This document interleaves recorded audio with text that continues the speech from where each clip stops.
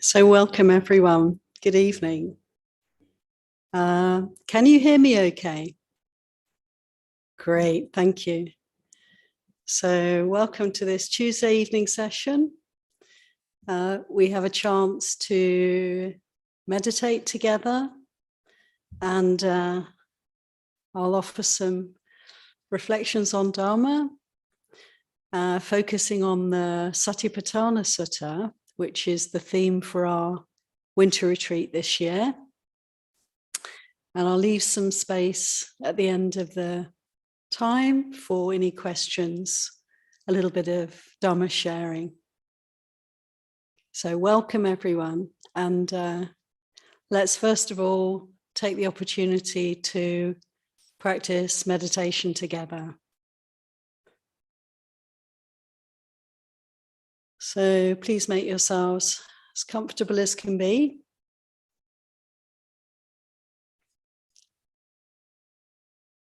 Closing the eyes. Always good to initially pay attention to the posture, whether we're sitting, even lying down. We can bring the attention to the spine. Let there be a straightness.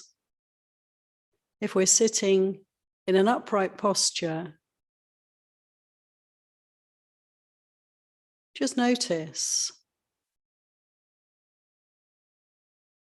is there an alignment between the hips, sitting bones, the spine, and the head? And it's nice to spend some time just really establishing a suitable upright posture. It helps us so much, so that we're not all crumpled up, we're not slouching, we're sitting up, and the head is just sort of square, perched on the body, perched at the top of the spine, in such a way that if we were to open our eyes, we would be looking straight ahead.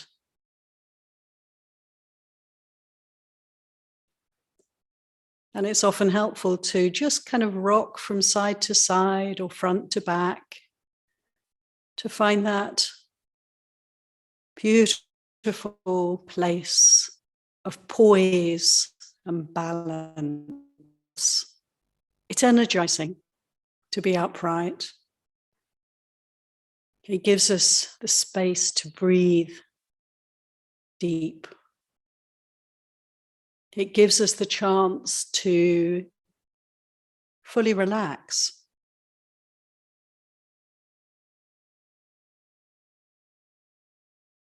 There's no need for the arms or legs to be tense.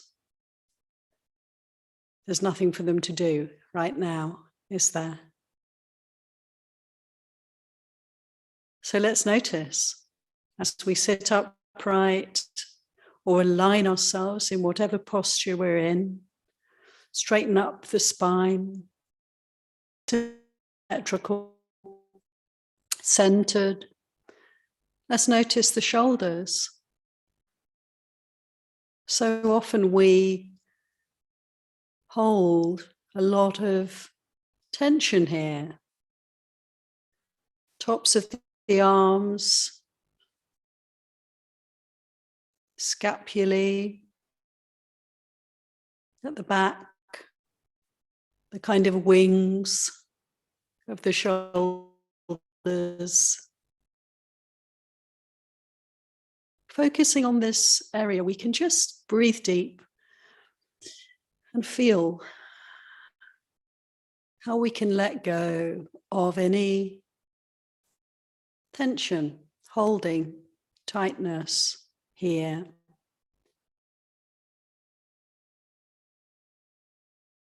Breath by breath.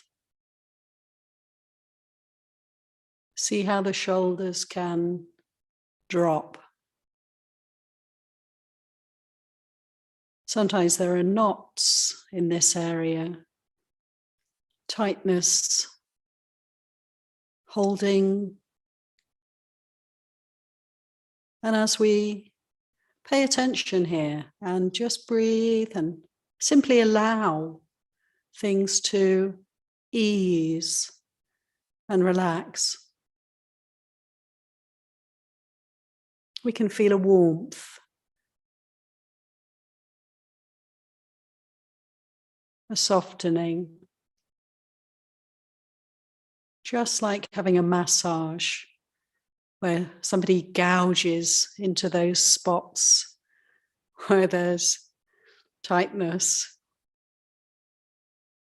or holding. Well, we can do this with our minds. How wonderful. It's free. You can do it anytime. Just pay attention, because this quality of attention gives space for letting go to happen.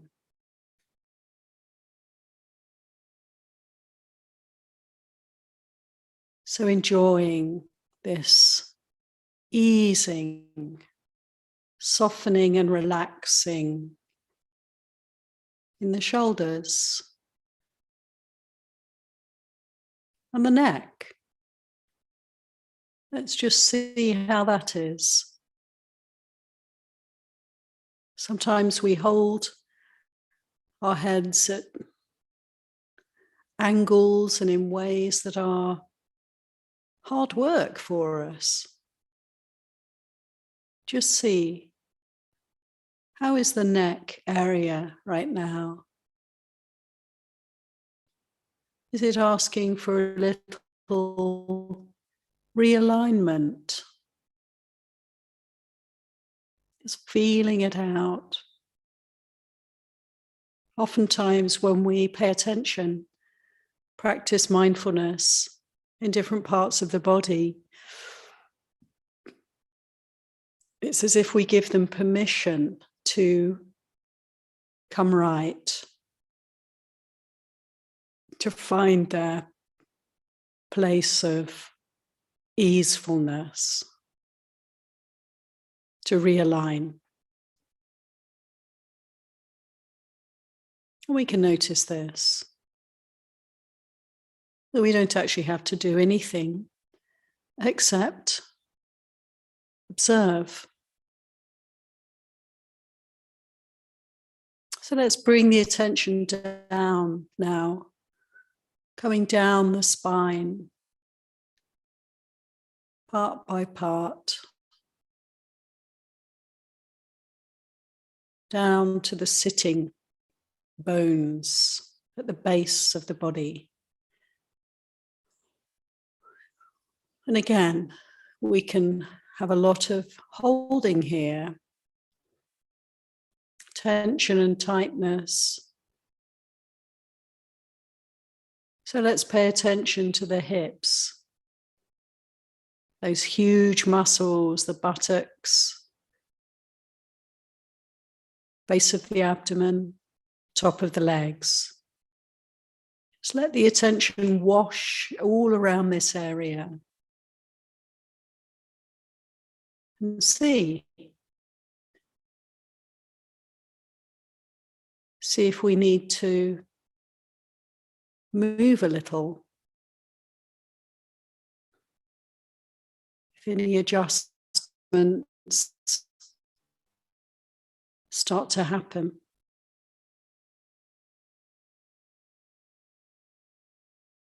Because we'll quite naturally notice any tension here.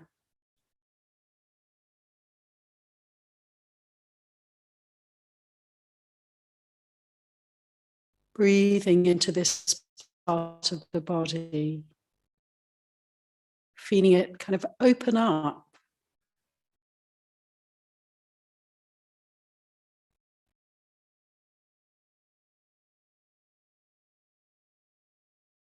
Warmth and ease, and letting go of any tension here.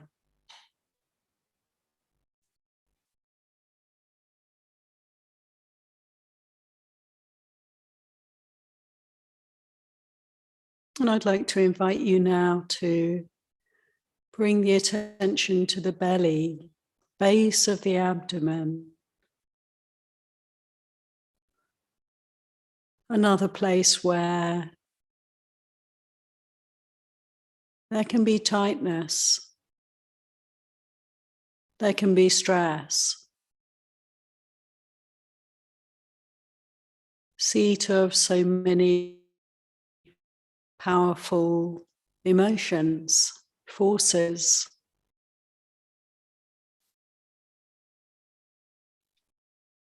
Breathing deep into the base of the belly. Feel the breath right down here. Breathe deep. Just a couple of nice deep breaths.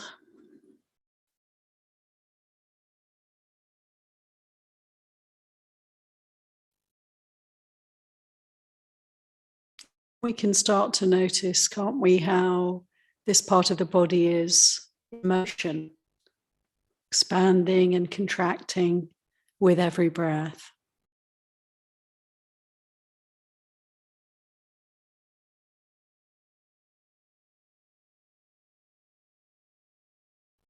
Even just very subtle movements.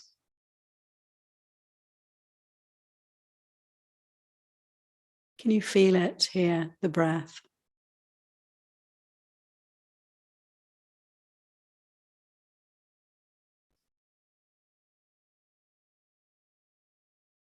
We may feel the movement of the bowels, intestines.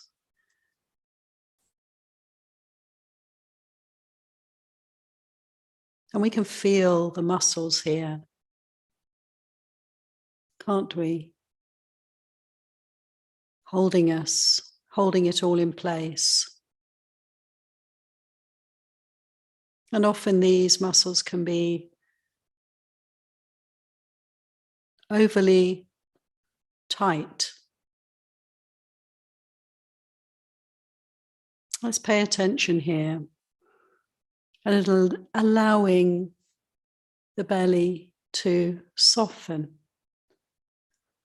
to relax. We don't have to protect anything.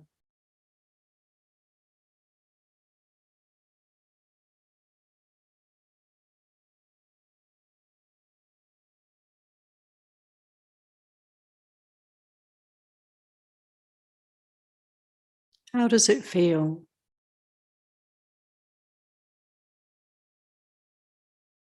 See what's happening here.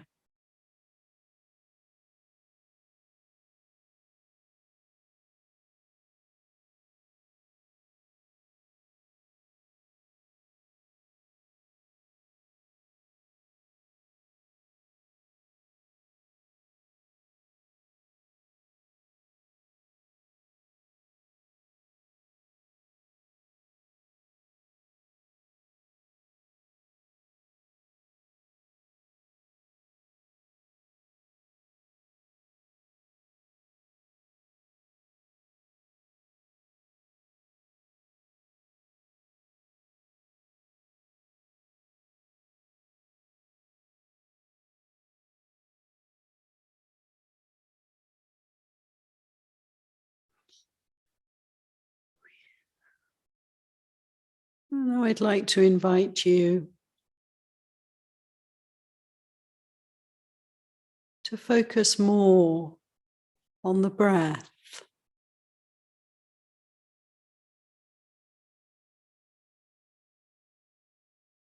If you'd like to do so, coming into more focus on this rhythm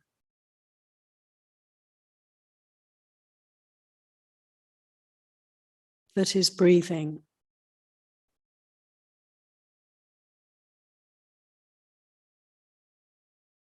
This remarkable process. Such a wonderful object for us to observe. Anapanasati,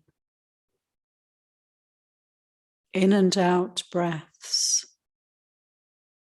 Where can you feel the breath?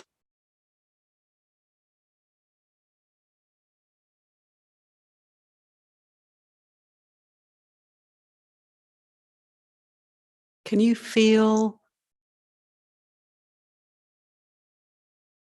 to the very end of the in-breath?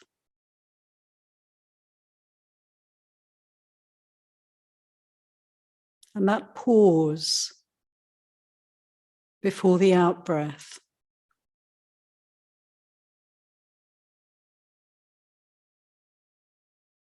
How does it feel?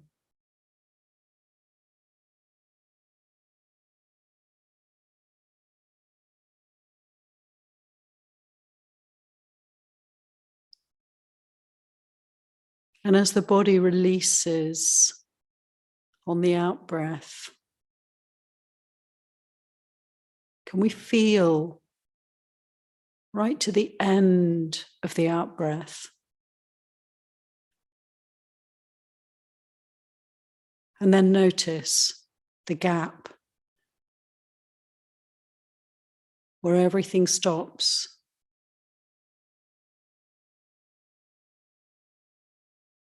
Before the next in-breath.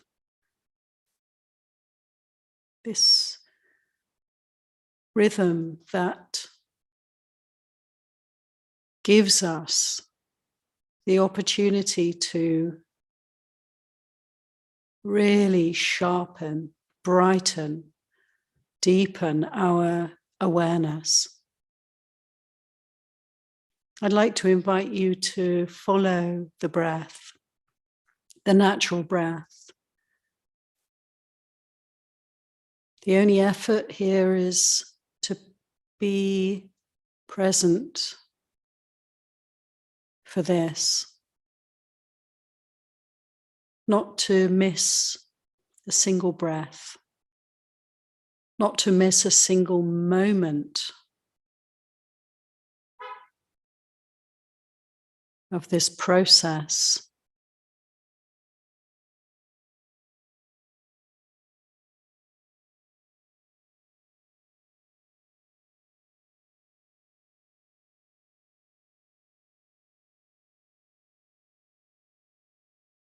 Feeling the flow,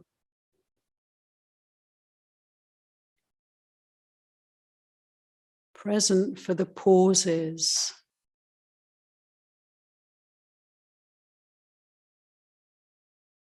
The more we pay attention,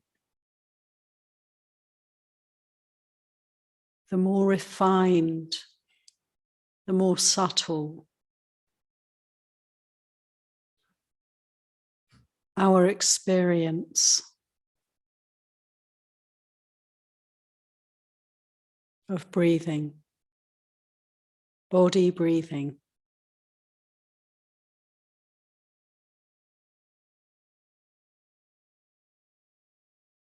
Whether you're feeling the breath in the nostrils, observing the rise and fall of the chest, or the belly, or anything else, just keep honing in. Stay with this.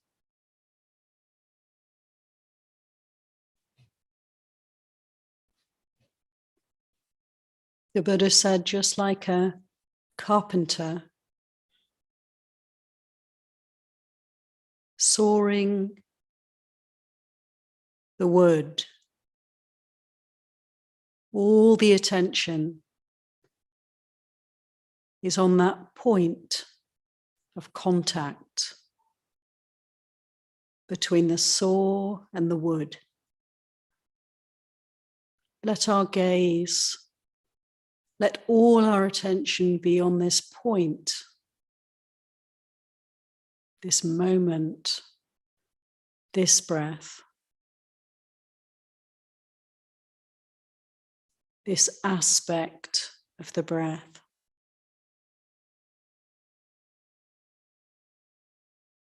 Let it draw you in.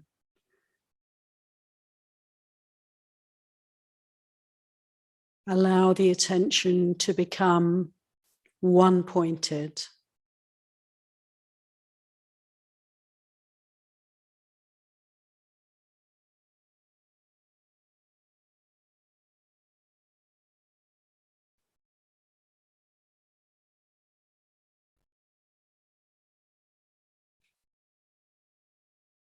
And every now and then, just check the face, the shoulders, the belly, for any tension. We don't want to strain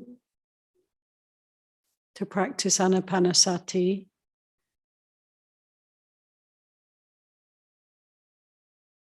This is an easeful, relaxing, peaceful meditation practice. So just checking, relaxing, and returning to the breath.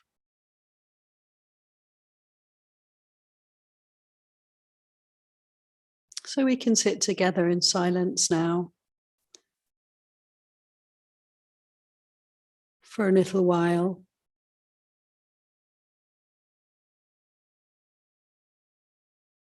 Developing our breath awareness, developing samadhi, focus, the stillness, observing the flow of the breath. Anapanasati.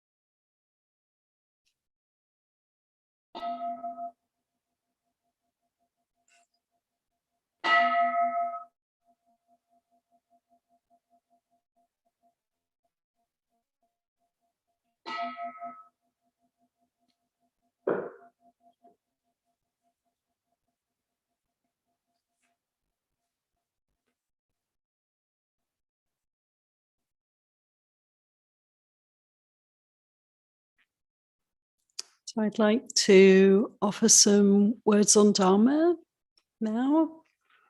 And on behalf of Ayattatthha and all the community here at Dhammadharani, we're dedicating our practice, especially this evening, for Ayya May Vimala, who passed away just recently in Sri Lanka. And even as I speak, her cremation and services are happening over there in Sri Lanka. So thinking of her and all her good years of Dharma practice, and also dedicating our practice to dear friend Barbara Mahan, who's one of the stalwart, inspiring Dharma sisters in this area, who passed away on Thursday night or early Friday morning, just a couple of days after we saw her at our session this time last week. She was asking questions, we were discussing Dharma. So very tender for many of us, her passing. So with these two good people in mind, I'd like to dedicate this time and begin with paying homage to the Buddha. Namo tassa bhagavato arahato samma sambuddhassa. Namo tassa bhagavato arahato samma sambuddhassa. Namo tassa bhagavato arahato samma sambuddhassa. Buddhang dhammang sanghang namasami. So this is the first Tuesday session in our winter retreat program. We haven't actually quite started the winter retreat yet here at Dhammadharani, but it's in process. The weather, of course, as many of you will know and have experienced in this part of the world, we've had some somewhat wild, wet weather, and this has meant that we're a little bit behind in sort of immersing ourselves in retreat mode.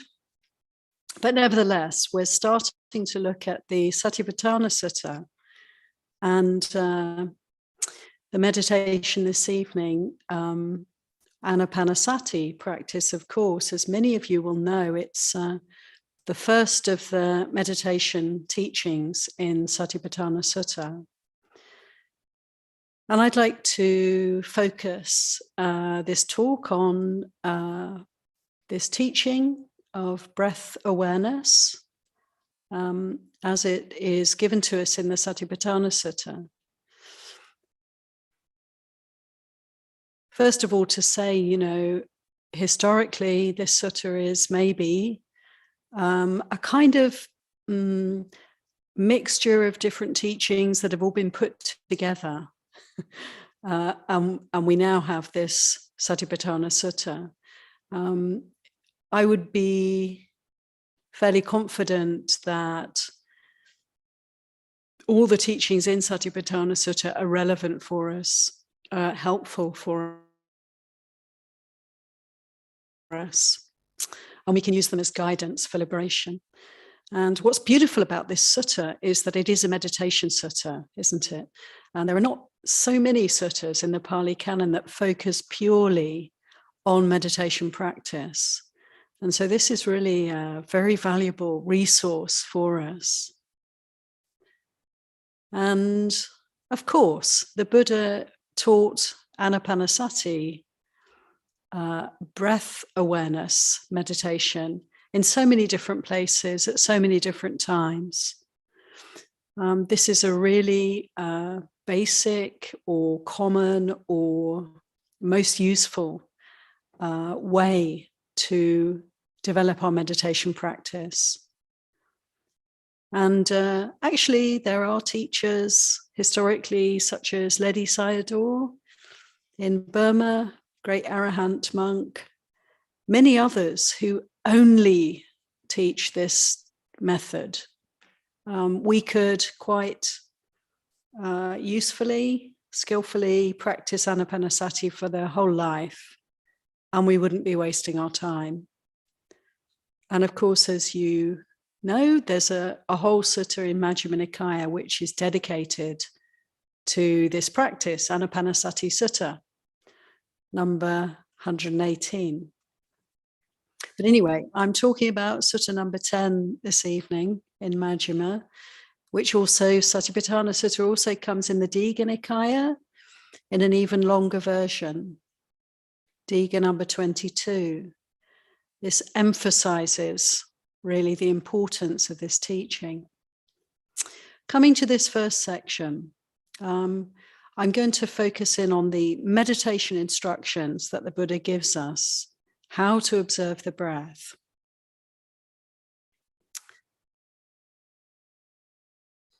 He says, doesn't he, notice, is the breath short or is the breath long? Or we can say, is the breath shallow or is the breath deep? I don't take this as a kind of single instruction myself. I notice that paying attention to the breath, there is so much to notice. But this invitation, is it long or is it short?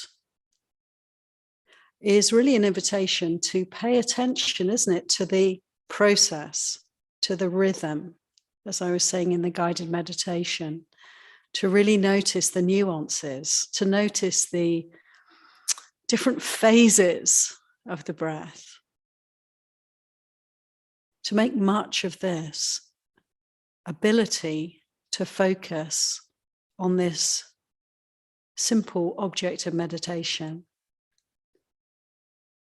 The Buddha goes on to say, feel the whole body breathing.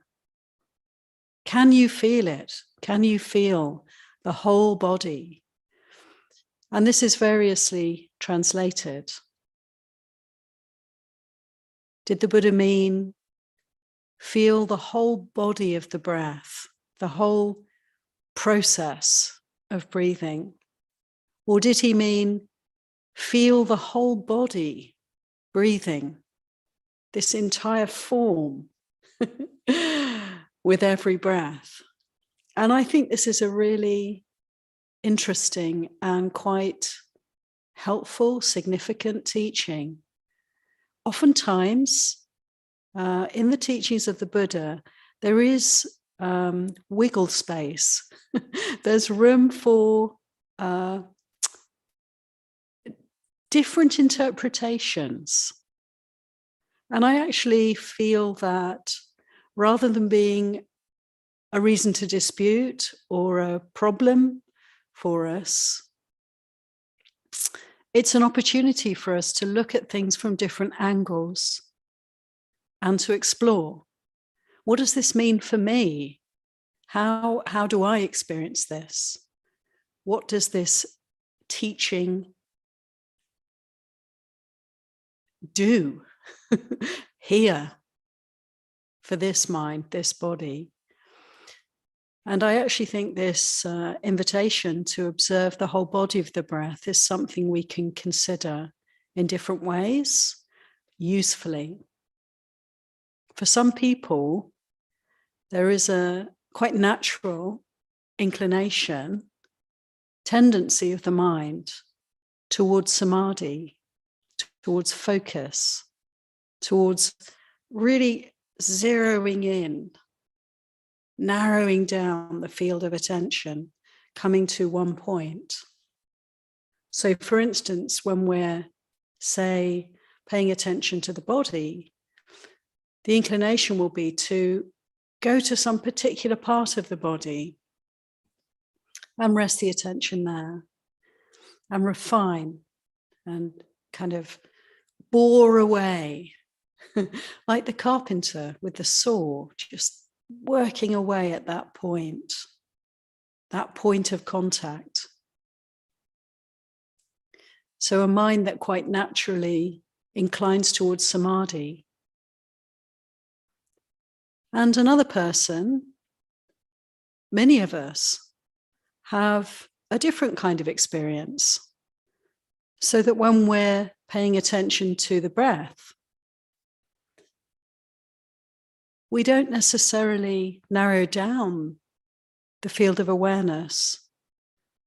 It can even open up increasingly as we pay attention, so that we can actually feel the whole body breathing. We can feel the breath, not just in the nostrils, not just in the chest or the belly, but we can feel it in every part of the body. The experience of vitality, energy, the life force that comes in with the in-breath and permeates the entire body. The feeling of letting go, relaxing, releasing, kind of deflating can be felt as the breath leaves the body in every part of the body. And so rather than kind of disputing about this instruction from the Buddha to feel the whole body breathing or the whole body of the breath, we can actually try it out and see, what works for you. How does the mind incline when we have the opportunity to observe the breath? What does it do?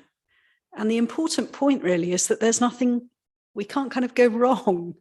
There's nothing amiss if we find ourselves opening to the whole body, experiencing the breath in every part of the body, or really focusing on just one aspect of this body, or even just one aspect of the breath. Whatever we do, however we develop our mindfulness using the breath as the object of meditation, it's going to be good, isn't it? It's going to be valuable. We can consider that the important work is being done, the work of stopping, the work of putting aside, as it says in the Satipatthana Sutta, putting aside all covetousness and grief for the world. The willingness to do that is the practice. It is our meditation. And so to stop and to renounce the world is what we've already done. And then, as we'll learn as the weeks go by in the Satipatthana Sutta, there are so many different ways we can direct our attention. We can practice meditation. We can contemplate the body, feelings, mind, and Dhammas, thinking, phenomena. So coming back to these instructions regarding Anapanasati, breath awareness, the Buddha then says, the fourth and final instruction in the first little section of this sutta, the first meditation practice, he says, first of all, getting into the breath. Is it long? Is it short? Is it deep? Is it shallow? We're coming into the awareness of the breath. Really starting to pay attention, and then starting to refine the attention, either focusing in on the body of the breath or opening up to the experience of the whole body breathing.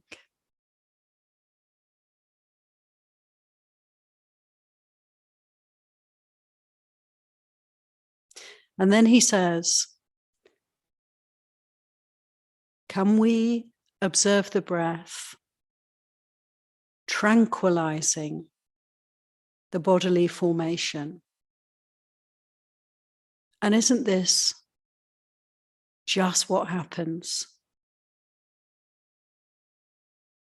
When we sit down and we start to meditate, isn't it so often the case that we're, sometimes even for a whole session, but certainly often initially, just aware of all the agitation, or we could say all the covetousness and grief for the world, the bubbling mind, the tension in the body, the wish to be doing something else, the momentum of unfinished business that we carry so much of the time. So we first sit down and it can be quite challenging. This is why it's good to sit together, isn't it? Because we have a much more chance of managing to stay still when we have a collective effort going on. We're not likely to get up and go and do something else. When I'm sitting watching you out there in Zoom land, and you're sitting watching me, here we are, and this is so helpful because oftentimes we sit on our own in a more perhaps slightly casual way. Mara can really get in there and bring up some urgent business that just has to be done. And we can find ourselves jumping up. End of meditation session. Isn't it true that when we're most busy, this is the time that we most benefit from stopping and making space for practice? So, coming back to this instruction, tranquilizing the bodily formation as we give ourselves the gift of meditation time, we can notice, even when the mind is all over the place and there's a lot of worry, anxiety, stress, tension, etc. in the system, there's a calming. There's a peacefulness that starts to almost imperceptibly often, but nevertheless starts to manifest for us. And the Buddha's inviting us to notice this. Tranquilizing, this peacefulness, this calm. It is inevitable. It is bound to happen. How wonderful is that? Because we've stopped, because we're making space, we can allow things to slow down. And paying attention to the breath, focusing in this way, it's the most peaceful, sublime practice. You may not agree with me, it doesn't always feel like that, but it certainly takes us towards real peace, because we're letting go of everything other than this simple awareness. And the breath is such a wonderful object for us because it reflects the mind. So as we sit and we observe the breath, and there's a little bit of peacefulness, there's a little bit of slowing down, a little bit of relaxation, what happens to the breath? It becomes more peaceful, more calm, more subtle, more refined. And what happens to the mind? We follow that. We follow that slowing, refining, softening process. And so the mind reflects the body reflects the mind, and there's a peacefulness that starts to steal onto the scene. We can notice that. The Buddha is inviting us to not just notice that, but make that our object of meditation. So first we pay attention to the breath itself, long or short, harsh or soft, deep or shallow, etc. We start to really get into the breath, the body of the breath. Notice all the subtleties, the nuances, the pauses, the natural breath. This incredible, beautiful process becomes very beautiful for us, because anything that we actually pay attention to brightens for us, doesn't it? And it becomes more interesting, because this mind is extremely bright. It's illuminating. It's like turning on the light. When we pay attention, it's like we're shining the flashlight on whatever it is that we pay attention to. It doesn't really matter what it is. It brightens. It becomes more interesting. And so does the mind. And so we can start to really appreciate the beauty of the breath. It becomes a nimitta for us. Sharper, brighter, clearer, breath by breath. And then the Buddha says, start to notice the mind. Start to notice the peacefulness. Let that be the object of meditation. Tranquilizing the bodily formation. Tranquilizing of the breath, tranquilizing of the body, tranquilizing of the mind. This experience of deep relaxation. Noticing that. Now there's a refrain that follows on from this beautiful set of instructions for us to practice Anapanasati, breath awareness. And this refrain that follows on is a repeating theme throughout the Satipatthana Sutta. So I'm sure that I'll be talking about it again and again. I'd like to bring it in here because the instructions continue. The opportunity deepens because the Buddha says you can observe the breath in different ways.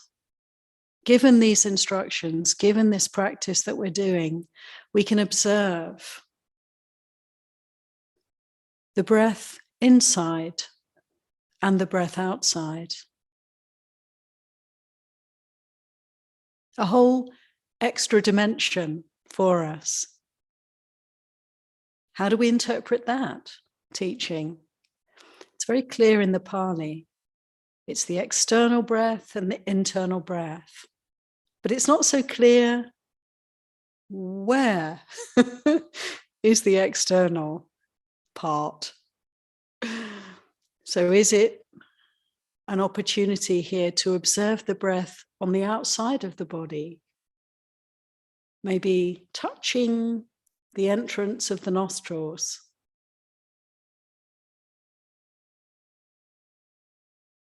Or is it an opportunity to consider that all beings breathe? It's almost the definition of a being, is that it breathes. Not just animals, but also plants in a different way, perhaps.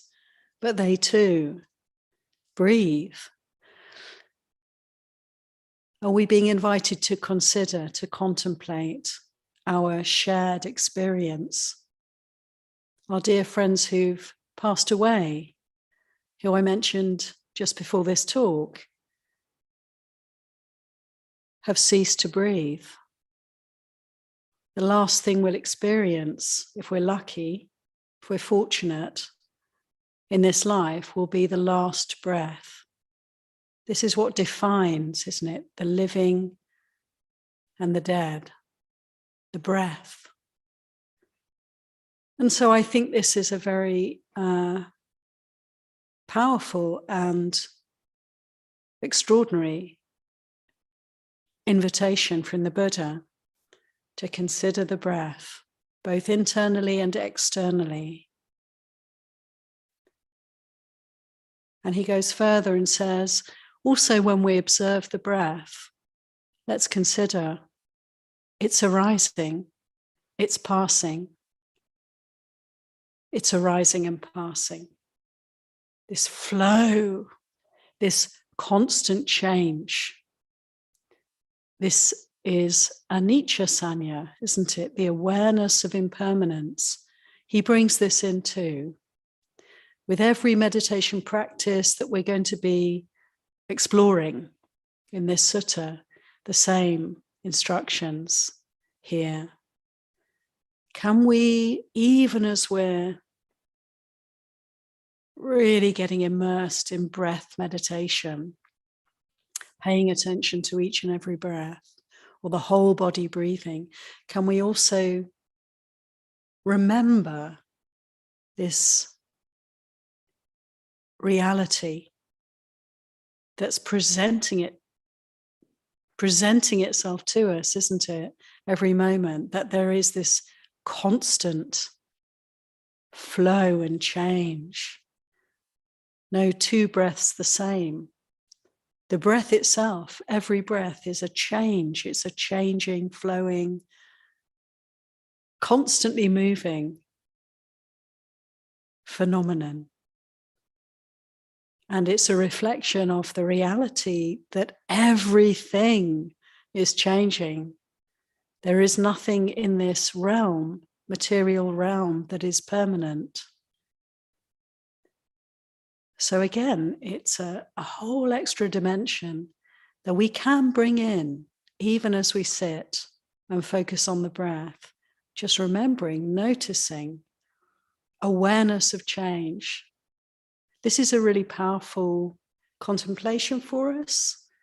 It helps us so much, so that when our time comes at the end of the life, we're ready.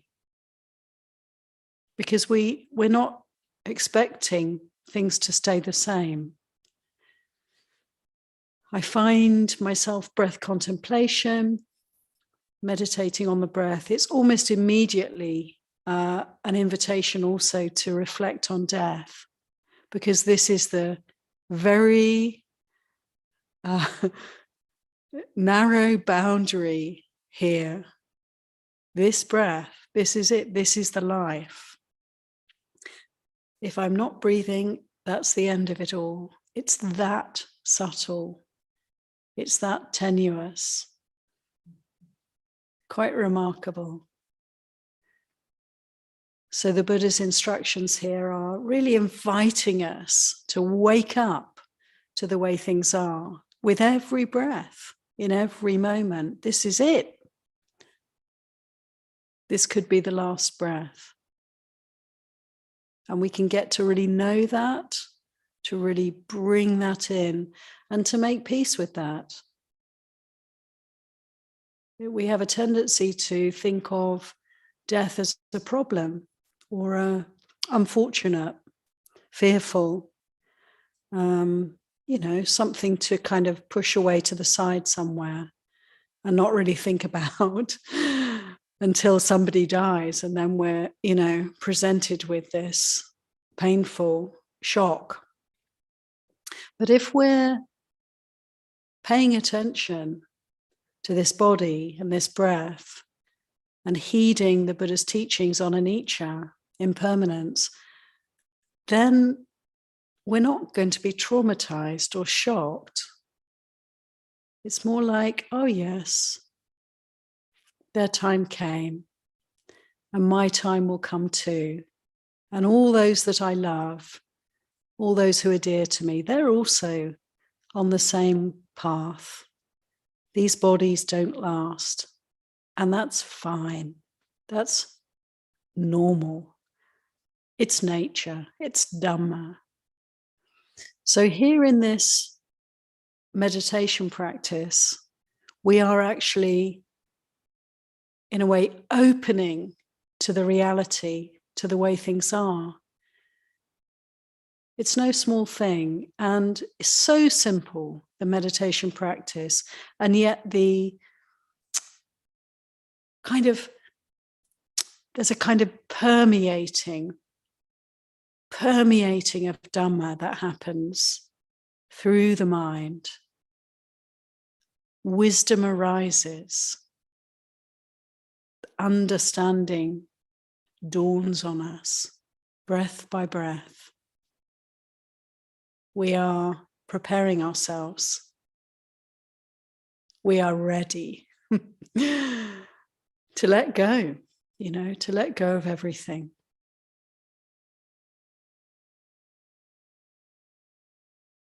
The Buddha also says in this refrain, he gives a third way, a third paradigm for us to bring in to our breath awareness. He says, you may observe internally and externally. You may observe arising and passing. Or you may simply have bare awareness and attention on the object. So all that I've said, if it starts to feel a bit complicated, then we can relax when we come to this final instruction, because the Buddha is inviting us to, yes, okay, consider all of that, bring in these contemplations, and or simply pay attention here, bare awareness. So we can take some sort of guidance here, recognize that that's all that's needed. I'm speaking because it's time for a talk, but honestly, the practice is not the words, it's not the speaking, it's not the thinking about, it's the actual experience, isn't it? Moment by moment. Can we feel this breath? Can we allow ourselves to let go of all the covetousness and grief for the world? What does that mean? Whenever, thoughts, memories, concerns, desires, aversion come up for us, can we drop them? Can we put them aside? Can we simply let go? What I mean is, can we redirect our attention? Can we come back to the simple, the immanent, the felt, the truly present breath, body breathing? That's all we have to do. And the rest, the mind, the heart, that process of peace making, of relaxation, of deepening understanding, of the arising of wisdom, all of that happens quite naturally. That's not our job. Our job is just to watch the breath, just to be present, and all the rest, the Dhamma, will reveal itself. And we know that. Any of us who meditate, all of us who meditate, we can experience the benefit of just this much. It's almost like we just have to leave it alone. Just have to get out of the way. Let the will subside. Let the control subside. All the views and opinions, thoughts and, ideas about meditation, let them all subside and just watch the breath. This last instruction, so helpful. Just bare awareness, bare attention. So these are just a few words about this first part of the Satipatthana Sutta, or rather the first meditation instruction. There's so much that could be said, but actually, as I say, the practice is in the experiencing, putting the instructions into practice and allowing them to just percolate through the system, to inform, to guide us. Eoam. Sadhu, sadhu, sadhu. So we have a little bit of time to see if there are any questions or reflections, comments on this particular topic and or your meditation practice this evening. So please feel very free to observe the arising of thoughts. And if they feel like useful to express, then please feel free to express at this point, and we can have a little conversation on Dhamma. Or say in the room, you're welcome.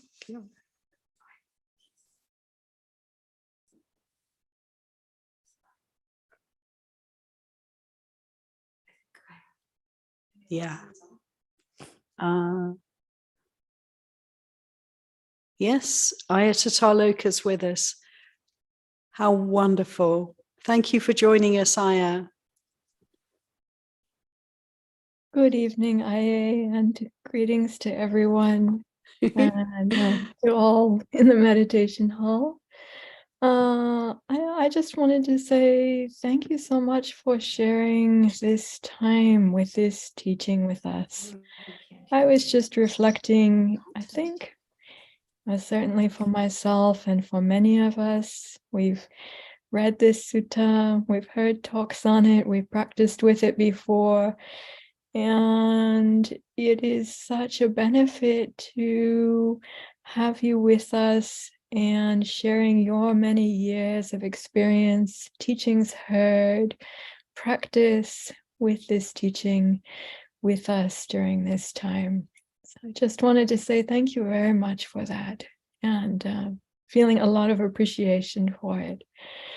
And the second thing is, with regards to the body of breath, or the whole body of breath, or the breath in the body, I'll just say that I've also heard various different explanations about this, or different ideas, as you mentioned, and also just found it really useful to work with. And my own kind of way of working with that I found particularly useful is just knowing the breath through what might be called the touch points. That is, where we can perceive a sensation of touch through there being motion, some bit of motion. And even now sitting, then I feel like touch points on the bum on the cushion, or touch points of the fingertips, like this but going to the touch points of the motion of the breath through the entire body, wherever I can feel the breath moving, as far as I can feel the breath moving, and even consciously extending that, from where it feels like it's centered, or the center channel of motion is out, just as far as, until really it feels like a whole body of breath, and that there's the perception of the breath body. Yes. And so good, so useful, so valuable. Thank you very much for speaking about it, for sharing it with us, for inviting us to try it on, to give it a try, see what it's like. And I think causation, also see what the effects are from doing so. Anumodana. Sadhu, sadhu, sadhu. Thank you so much, Aya, for your comments. Could people hear okay? It's a bit quiet for us in here. I'm so glad you could all hear. Wonderful. Appreciation, Aya.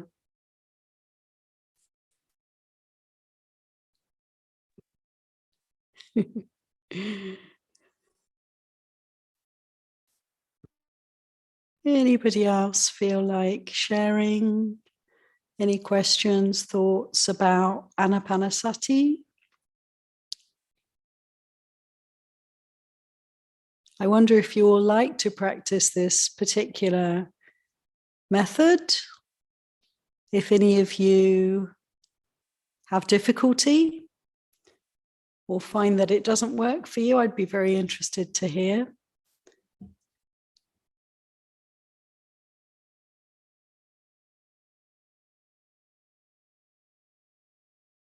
That's good. I'm now assuming that it works for all of you. That's wonderful. Terry. Yes, thank you. I find that it's the most useful thing for me. My mind is very, very busy. And counting the breath and being into the breath is one of the most useful methods for me to meditate and quiet my mind and focus. And I always come back to the breath when I find, that I've sat down and the agenda is coming and the whatever I need to do. And I always find, so I have deep thanks for your teaching and your sincerity, and also the clarity with which you taught the Dharma. I really appreciate that. And I just want to remember, I knew Barbara from when I went, when I first was going to the monastery. And so I just wanted to remember her. She would have appreciated this teaching. So thank you. Oh, thank you so much, Terry. Yeah, me too. I'm pretty much missing Barbara tonight. Her presence is definitely missed, and by all of us, I'm sure, who knew her. And I also, Terry, find that this meditation practice is, I have so much gratitude for it, and it's just a huge benefit for me. It's my first go-to practice when I sit, and it's not so difficult, to just come back to the breath, where other methods, techniques may be challenging. It's such a friend. It's such a friend. That's how I consider the breath, my best buddy.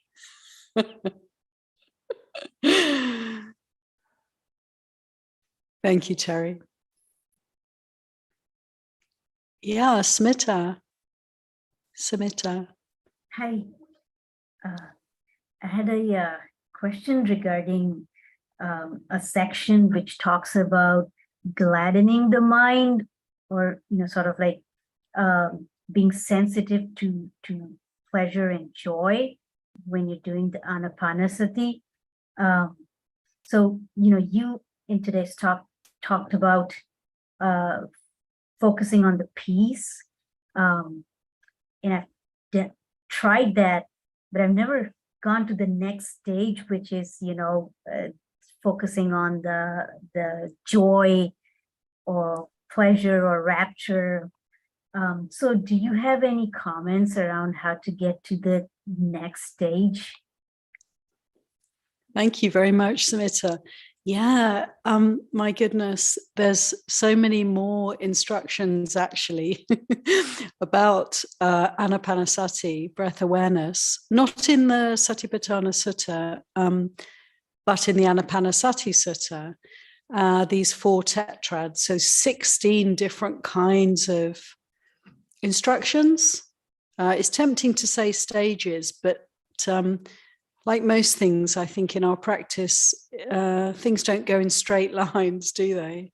So we can really consider all these different instructions or points about breath observation from the Anapanasati Sutta. I won't, can't go into it too much at this point, but certainly the sense is from the Buddha that as we develop this practice, the mind becomes, very tranquil, very peaceful. And as a result of that peacefulness, we can start to feel a real ease of being, well-being. One can even call it gladness, or even more strongly, rapture or bliss. These experiences often don't get talked about so much in Dhamma teachings or guided meditations. I think the reason is that if you're experiencing these things, you don't really need to be told about it. And if you're not, then it can make you feel a bit like, oh, well, dissatisfaction, can come in. And so that can be almost a bit of an obstruction. It can be, you're not necessarily doing other people a favor when you talk about bliss and rapture, if that's not in their experience and they're actually struggling with pain and distraction and so forth. And so I think that's why often, Samita, people, you don't hear about these things so much. It's like the Buddha himself, his first teaching was the via positiva, it was all the benefits that he was experiencing as the Buddha, the peace, the bliss, the well-being, the freedom from all suffering. And that teaching went down like a lead balloon to the person that he was talking to. He couldn't get, he wasn't impressed, or he was impressed, but he wasn't helped by that teaching.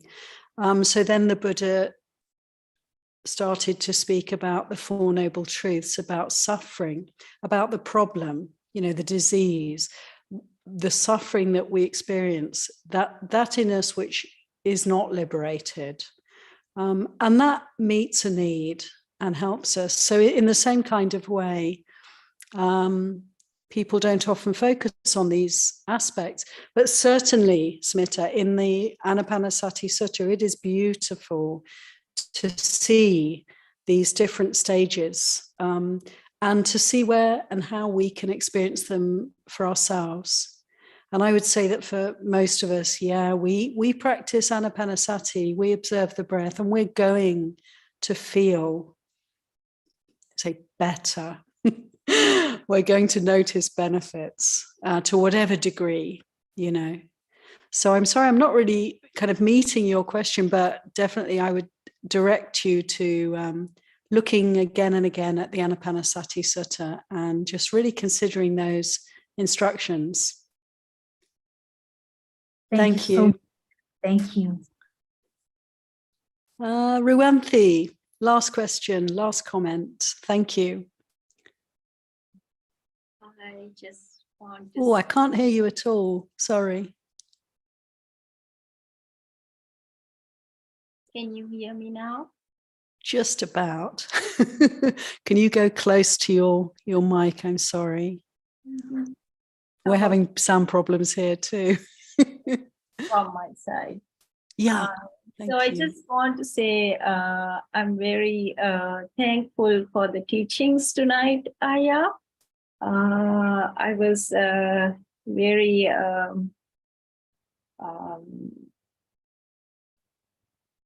grateful how the way how you elaborated on like every little part. Like there was so much to think about, like in each little section, I believe, and especially how you connected Anapanasati with the death contemplation. I was really like, that was, I was really touched by that, how you connected the two. So thank you so much. And I think there's a lot to think again and again. So, and also thank you so much for all the invitations for us to try many different things. Sadhu, sadhu. Thank you. Your appreciation is a lovely way for us to finish. It's a beautiful quality for all of us, isn't it? Gratitude and appreciation, and something we can all cultivate. And it's a beautiful thing that shines for us. Thank you so much, Ruanthi. Big gratitude to all of you for your practice and for your presence. Good wishes to you all, and particularly respects and gratitude to Ayatollah Loka, who's so kindly with us this evening. Thank you Let's very finish much. by paying respects to the Buddha, Dhamma, and Sangha. Wherever we are, here's the Buddha. So together we can chant.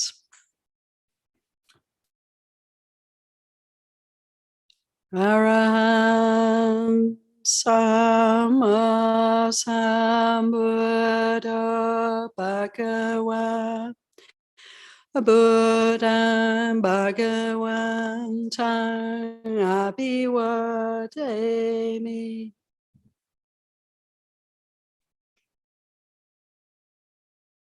Sawakato Bhagavata Dhammo Dhammang Namasami.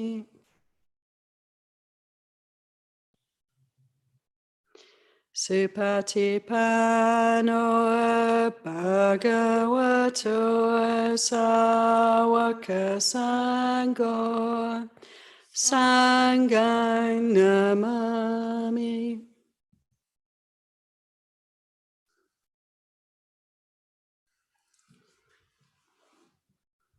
Thanks, Sadhu, everyone. sadhu, sadhu. Good evening.